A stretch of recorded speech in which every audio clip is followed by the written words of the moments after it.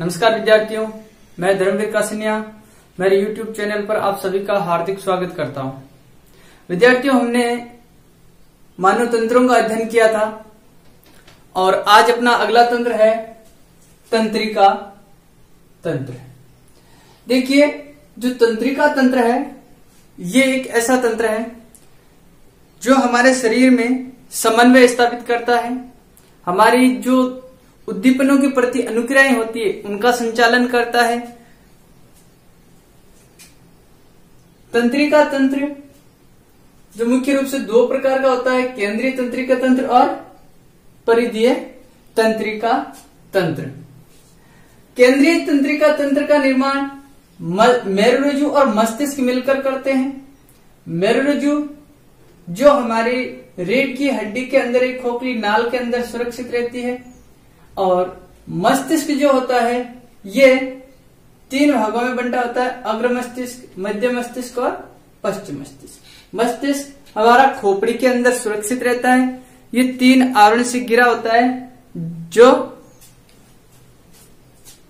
Dura mater, pia mater और arachnoid तीन प्रकार के आवरण होते हैं। इनके बीच प्रमस्तिष्क मेरुद्रव भरा होता है जिसमें मस्तिष्क सुरक्षित रहता है, और इसमें जो प्रमस्तिष्क मेरुद्रव होता है वो बाहरी आघातों से रक्षा करता है। चित्र बना करके हम समझेंगे दोस्तों, लेकिन पहले एक बार आप इससे समझिए। देखिए, जो प्रमस्तिष्क मेरुद्रव जो होता है वो मस्तिष्क की बाह्य आघातों से रक्षा करता है। मस्तिष्क के तीन भाग है, अग्र मस्तिष्क, मध्य मस्तिष्क और पश्चिम मस्तिष्क। अग्र मस्तिष्क के दो भाग होते हैं। नंबर एक होता है प्रमस्तिष्क या सेरेब्रम, जो मस्तिष्क का, पूरे मस्तिष्क का 80 से 85% भाग होता है। दूसरा भाग होता है डायेनसिफेलॉन। ये डायेनसिफेलॉन, इसके दो भाग होते हैं, एक होता है थैलेमस और एक होता है हाइपोथैलेमस। ठीक है, थोड़ा प्रमस्तिष्क के बारे में देखते हैं, ये क्या होता है। दोस्तों देखिए, जो मस्तिष्क है ये मानव शरीर का एक केंद्रीय भाग होता है। मस्तिष्क क्या होता है? मानव शरीर का केंद्रीय भाग होता है, और लगभग इसका वेट होता है अपने 1.5 किलोग्राम। मस्तिष्क का वेट कितना होता है? 1.5 किलोग्राम होता है।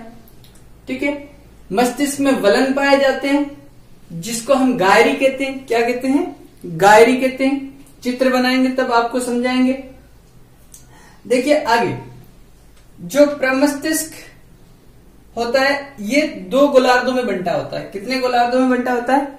दो गोलार्धों में बंटा होता है, दायां गोलार्ध और बायां गोलार्ध।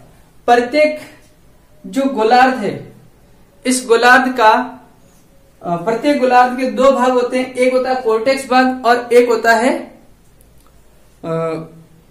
मध्यांश भाग, भीतरी भाग। ठीक है, जो मध्यांश भाग होता है, मध्यांश या जो भीतरी भाग होता है उसके अंदर श्वेत द्रव्य भरा होता है। क्या भरा होता है? श्वेत द्रव्य। मतलब ये दो गोलार्धों में बंटा होता है, दोनों गोलार्धों के दो दो भाग होते हैं। ठीक है, प्रमस्तिष्क के दोनों गोलार्धों के कितने भाग होते हैं? दो दो भाग होते हैं, है ना। जो दूसरा द्रव्य या जो ग्रे मैटर पाया जाता है वो भाग वल्कुट या कॉर्टेक्स कहलाता है। क्या कहलाता है? वल्कुट या कॉर्टेक्स भाग कहलाता है। और जिस भाग में जो श्वेत द्रव्य पाया जाता है वो भीतरी भाग कहलाता है। तो मैंने अभी बताया, प्रत्येक गोलार्ध, जो दो गोलार्ध होते हैं बायां दायां, प्रत्येक गोलार्ध में एक में श्वेत द्रव्य होता है, एक में व्हाइट मैटर जिसे कहते हैं, ठीक है, श्वेत द्रव्य, और दूसरे में होता है ग्रे मैटर या दूसरा द्रव्य। दूसरे द्रव्य वाला जो भाग होता है वो भाग आपके कहलाता है इसमें कॉर्टेक्स भाग। क्या कहलाता है दोस्तों? दूसरे द्रव्य वाला भाग कहलाता है कॉर्टेक्स भाग, और अंदर की ओर जो श्वेत द्रव्य पाया जाता है उसको कहते हैं मध्यांश या मेडुला भाग। ठीक है, ये होता है इस प्रमस्तिष्क में। दोनों जो गोलार्ध होते हैं वो एक पट्टिका द्वारा जुड़े होते हैं, उस पट्टिका को कहते हैं कार्पस कैलोसम पट्टी। जो प्रमस्तिष्क के दोनों गोलार्ध होते हैं वो एक पट्टिका द्वारा जुड़े होते हैं, उस पट्टिका को क्या कहते हैं? कार्पस कैलोसम कहते हैं। क्या कहते हैं? Corpus callosum. ठीक है दोस्तों, ये जो डायएनसीफेलॉन है ये दो भागों में बंटा होता है, थैलेमस और हाइपोथैलेमस में, थैलेमस और हाइपोथैलेमस। देखिए थोड़ा मैं चित्र बना के बताता हूं। ये जो मस्तिष्क की संरचना होती है इस प्रकार से,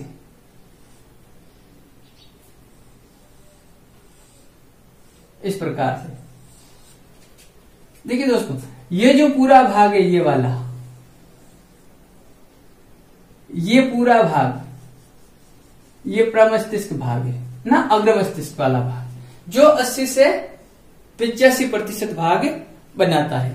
ठीक है, ये पूरा भाग क्या है, प्रमस्तिष्क है पूरा भाग, और इसमें दो भाग होते हैं, और जो दो गोलार्ध होते हैं वो ये एक पट्टिका द्वारा जुड़े होते हैं, जिसको क्या कहते हैं, कार्पस कैलोसम कहते हैं। क्या कहते हैं, कार्पस कैलोसम। ये प्रमस्तिष्क कह दो इसको, प्रमस्तिष्क। ठीक है, यहां एक पट्टिका होती है जिसको हम कहते हैं कार्पस कैलोसम। क्या कहते हैं, कार्पस कैलोसम। ये कार्पस कैलोसम जो पट्टी होती है, इस कार्पस कैलोसम पट्टी द्वारा इसके दोनों गोलार्ध जुड़े होते हैं इसके प्रमस्तिष्क के। अब आगे देखिए, जो डायएनसीफेलॉन होता है वो दो भागों में बंटा होता है, थैलेमस और हाइपोथैलेमस। देखो ये जो हाइपोथैलेमस है ये एक ग्रंथि है, इस ग्रंथि को हेडमास्टर ग्रंथि कहते हैं, हेडमास्टर ग्रंथि। दोस्तों जो हेडमास्टर ग्रंथि है ये क्यों कहलाती है हाइपोथैलेमस, क्योंकि ये पीयूष ग्रंथि पर नियंत्रण रखती है। पीयूष ग्रंथि को मास्टर ग्रंथि कहते हैं, और मास्टर ग्रंथि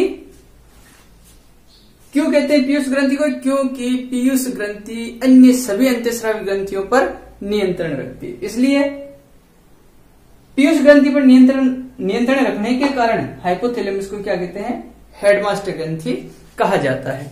आगे देखते हैं। अब देखो ये जो हाइपोथैलेमस कहाँ होता है, हाइपोथैलेमस और थैलेमस। जो थैलेमस वाला भाग है ये वाला भाग है इसका, ये थैलेमस वाला भाग है। ये कौन सा भाग हो गया, थैलेमस। ठीक है, और थैलेमस के नीचे कौन सा भाग हो गया, हाइपोथैलेमस। ये हाइपोथैलेमस, हाइपोथैलेमस। ठीक है, और इसके नीचे एक आधार से वृंत से एक लटकी मटर के दाने के आकार की पीयूष ग्रंथि होती है ना।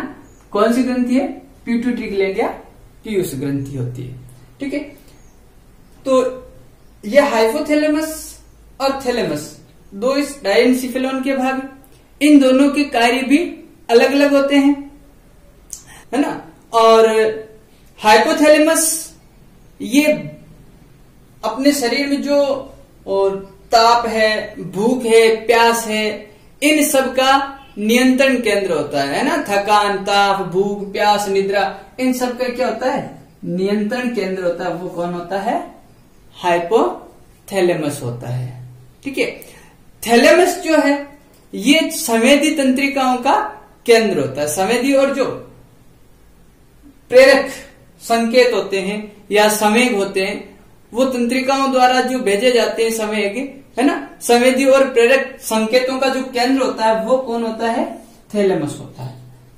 किसका केंद्र होता है, संवेदी और प्रेरक संकेतों का केंद्र होता है। और ये किसका केंद्र है, थैलेमस, हाइपोथैलेमस। ये है भूख, प्यास, निद्रा, है ना, और इसके साथ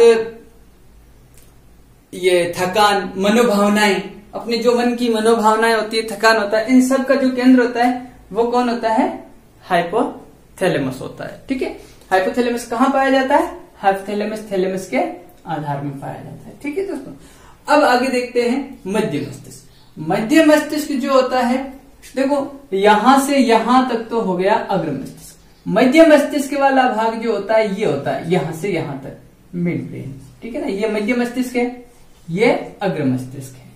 ठीक है, अब जो मध्य मस्तिष्क होता है, ये मध्य मस्तिष्क 4 पिंडों का बना होता है। कितने पिंडों का बना होता है, 4 पिंडों का, और इन चारों पिंडों का नाम इनको कहते हैं क्वारपोरा क्वाड्रिजेमिन। क्या कहते हैं?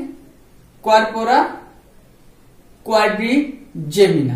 ठीक है। एक इसका भाग होता है प्रमस्तिष्क वृंतक या प्रमस्तिष्क वृंतक का दूसरा नाम है सेरेब्रल पेंडिकल, या इसको कहते हैं क्रूरा सेरेब्री, जो क्या होता है कि तंतुओं का बंडल होता है। जो क्या होता है? तंतुओं का बंडल होता है। मध्य मस्तिष्क का जो मुख्य भाग होता है वो कॉर्पोरा क्वाड्रिजेमिना, 4 पिंडों का बनना होता है। ये 2 ऊपरी पिंड होते हैं, 2 निचले पिंड होते हैं। अब इन पिंडों का काम क्या है? देखने और सुनने का काम है। जो ऊपरी पिंड होता है, जो ऊपरी पिंड, 2 ऊपरी पिंड है, इन दोनों पिंडों का जो काम है वो दृष्टि के लिए है, देखने के लिए, और जो निचले पिंड होते हैं इन दोनों का काम होता है सुनने का। ठीक है। कॉर्पोरा क्वाड्रिजेमिना के जो ऑप्टिकल लोब होते हैं उनमें ऊपरी जो होते हैं उनके तो होते हैं देखने का काम, और जो निचले जो 2 पिंड होते हैं उनका काम होता है सुनने का। इंफीरियर ऑप्टिक लोब और सुपीरियर ऑप्टिक लोब। ठीक है। या कॉर्पोरा क्वाड्रिजेमिना कहते हैं इनको। ठीक है। फिर आता है आपके पश्चिम मस्तिष्क। पश्चिम मस्तिष्क जो होता है वो दोस्तों 2 भागों में 3 भागों में बंटा होता है। एक होता है सेरिबेलम, जिसको अनुमस्तिष्क कहते हैं। अनुमस्तिष्क यहां होता है, ये यहां से यहां तक का जो पूरा भाग है ये वाला, ये पश्चिम मस्तिष्क। ये क्या है? पश्चिम मस्तिष्क। ये वाला भाग है अनुमस्तिष्क। क्या है? अनुमस्तिष्क। ठीक है। ये अनुमस्तिष्क है। सेरिबेलम, जिसे अनुमस्तिष्क कहते हैं, पोंस वाला भाग ये है। ये कौन सा भाग है? पोंस भाग, पोंस। ठीक है। यह है अनुमस्तिष्क, अनुमस्तिष्क, ये पोंस। और ये वाला भाग जो है ये मेडुला भाग, मेडुला ऑब्लांगेटा भाग है। ठीक है। ये मेडुला ऑब्लांगेटा भाग है। तो ये जो सेरिबेलम है, ये अनुमस्तिष्क, ये हमारे हाथ और पैरों की मांसपेशियों पर नियंत्रण रखने का काम करता है। ठीक है। जब भी व्यक्ति शराब पीता है, शराब पीने के बाद वो लड़खड़ा कर चलता है, क्योंकि उसके हाथ और पैरों की मांसपेशियों पर संतुलन नहीं रह पाता है, इस कारण लड़खड़ा कर चलता है। और ये अपने, तो अगर पूछे कि शराब पीने पर मस्तिष्क का कौन सा भाग सबसे ज्यादा प्रभावित होता है, तो वो होता है अनुमस्तिष्क। ठीक है। पोंस जो है वो एक मध्यस्थ का काम करता है, अर्थात इसका काम क्या होता है? ये पोंस अब मस्तिष्क के अन्य भागों को जोड़ने का कार्य करता है। ठीक है। पोंस मस्तिष्क के विभिन्न भागों पर नियंत्रण रखने का काम करता है, उनको मध्यस्थ के रूप में जोड़ने का काम करता है। मेडुला ऑब्लांगेटा किससे जुड़ा होता है? मेडुला ऑब्लांगेटा नीचे से मेरुज्जु से जुड़ा होता है और ऊपर की ओर पोंस से जुड़ा होता है। तो ये अपने मस्तिष्क की संरचना हो जाती है। फिर अपना ये केंद्रीय तंत्रिका तंत्र पूर्ण हो जाता है। अब परिधीय तंत्रिका तंत्र की हम बात करते हैं, तो ये 2 भागों में बंटा होता है। वैसे अगर देखें तो तंत्रिका तंत्र के कई किताबों में 3 भाग बताए जाते हैं, एक केंद्रीय तंत्रिका तंत्र, एक परिधीय और एक स्वायत्त तंत्रिका तंत्र। लेकिन ये स्वायत्त तंत्रिका तंत्र, परिधीय तंत्रिका तंत्र भाग माना जाता है। इसमें जो परिधीय तंत्रिका तंत्र है वो कायिक तंत्रिका तंत्र और स्वायत्त तंत्रिका तंत्र 2 भागों में बांटा जाता है। जो कायिक तंत्रिका तंत्र है वो कपाल तंत्रिकाएं और मेरु तंत्रिकाओं में बंटा होता है। जो कपाल तंत्रिकाएं हैं वो मस्तिष्क से निकलती है, कपाल से निकलती है, जो 12 जोड़ी होती है, और जो मेरु तंत्रिकाएं होती है वो मेरुरज्जु से निकलती है, जो 31 जोड़ी होती है। ठीक है। ये हमारे शरीर के विभिन्न भागों में पहुंचती है। अब देखो, जो स्वायत्त तंत्रिका तंत्र है ये अनुकंपी तंत्रिका तंत्र और परानुकंपी तंत्रिका तंत्र 2 भागों में बंटा होता है। ये दोनों अनुकंपी तंत्रिका तंत्र और परानुकंपी तंत्रिका तंत्र एक दूसरे के विपरीत कार्य करते हैं। एक दूसरे के विपरीत कैसे? जो काम अनुकंपी तंत्रिका तंत्र करता है उसके विपरीत कौन करता है? परानुकंपी तंत्रिका तंत्र करता है। आगे देखिए, जो अनुकंपी तंत्रिका तंत्र है क्या कार्य करता है? हृदय के संकुचन को बढ़ाता है। तो ये परानुकंपी क्या करता है? हृदय के संकुचन को घटा देता है। श्वसन दर और हृदय दर को जो बढ़ाने का काम करता है वो अनुकंपी तंत्रिका तंत्र करता है। इसके विपरीत परानुकंपी तंत्रिका तंत्र क्या करता है? श्वसन दर और हृदय दर को घटा देता है। पाचक रसों के स्राव को कम कर देता है, संदमित कर देता है अनुकंपी तंत्रिका तंत्र। बढ़ाता कौन है? उद्दीपित कौन करता है? परानुकंपी तंत्रिका तंत्र। नेत्र की जो पुतली होती है इसको फैलाने का काम अनुकंपी तंत्रिका तंत्र करता है, तो पुतली को सिकोड़ने का काम परानुकंपी तंत्रिका तंत्र करता है। श्वास नलिका में विस्फारण मतलब फैलाने का काम कौन करता है? अनुकंपी तंत्रिका तंत्र। वापिस संकीर्ण का काम करता है परानुकंपी तंत्रिका तंत्र। ठीक है ना। बाल खड़े हो जाते हैं तो वो काम होता है अनुकंपी तंत्रिका तंत्र को, और वापिस खड़े होने से रोकना परानुकंपी तंत्रिका तंत्र। हम सर्दी के अंदर हम देखते हैं हमारे बाल खड़े हो जाते हैं, शरीर की त्वचा के बाल खड़े हो जाते हैं, वो काम अनुकंपी तंत्रिका तंत्र करता है, और वापिस उसको रोकने का काम परानुकंपी। आंत्र में कर्माकुंचन की गतियों को कम करने का काम अनुकंपी तंत्रिका तंत्र, और वापिस बढ़ाने का काम परानुकंपी। रक्तवाहिनियों में संकीर्णन का काम अनुकंपी, विस्फारण या फैलाने का काम परानुकंपी। लाल ग्रंथियों के स्राव को कम करने का काम अनुकंपी, और परानुकंपी इनको बढ़ाता है। अगर ओवरऑल हम देखें तो सीधा याद रखने का तरीका यही है कि जो दुखद अनुभूति जो कराने का काम करता है वो अनुकंपी तंत्रिका तंत्र करता है। जैसे श्वसन दर बढ़ेगी या हृदय दर बढ़ेगी तो हमें दुख की अनुभूति होती है, टेंशन होती है, या रक्तचाप बढ़ जाता है तो पसीना आता है, जी घबराता है, दुख की अनुभूति होती है। ठीक है ना। सुखद अनुभूति वापस उसको नॉर्मल स्थिति में लाने का काम परानुकंपी करता है, सुखद अनुभूति होती है। ठीक है ना। देखो बाल खड़े होते हैं तो सर्दी लगती है, दुख की अनुभूति होती है, वापस रोकने का काम होता है, सुख की अनुभूति होती है, परानुकंपी करता है। ठीक है। अगर हम देखें तो पाचक रसों का संदमन, अगर पाचक रसों का संदमन होता है, पाचक रस नहीं बनते हैं तो भोजन का पाचन नहीं होता है, दुखद अनुभूति होती है, वापस इनको उद्दीपित करता है, भोजन पाचन हो जाता है, तो ये सुखद अनुभूति है। तो ये एक याद रखने का ओवरऑल इफेक्ट जो हम कहते हैं, दुखद अनुभूति देने वाला है अनुकंपी तंत्रिका तंत्र है, और सुखद अनुभूति देने वाला ये परानुकंपी तंत्रिका तंत्र है।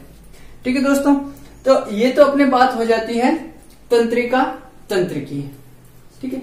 कल हम बात करेंगे या अगले हम वीडियो में बात करेंगे, ये जो तंत्रिका तंत्र हम बता रहे हैं, इस तंत्रिका तंत्र में जो एक न्यूरॉन संरचना होती है, इस तंत्रिका तंत्र की सभी भागों की एक संरचनात्मक एवं क्रियात्मक इकाई होती है, वो होती है तंत्रिका कोशिका। क्या होती है? तंत्रिका कोशिका, या जिसे न्यूरॉन कहते हैं। ये पूरे तंत्रिका तंत्र की संरचनात्मक एवं क्रियात्मक इकाई होती है, इसके बारे में अध्ययन करेंगे। ठीक है। किसकी? न्यूरॉन की संरचना की हम बात करेंगे अगले वीडियो में। धन्यवाद दोस्तों। वीडियो कैसा लगा? अच्छा लगा तो लाइक कीजिएगा, कमेंट कीजिएगा और शेयर जरूर कीजिएगा। धन्यवाद।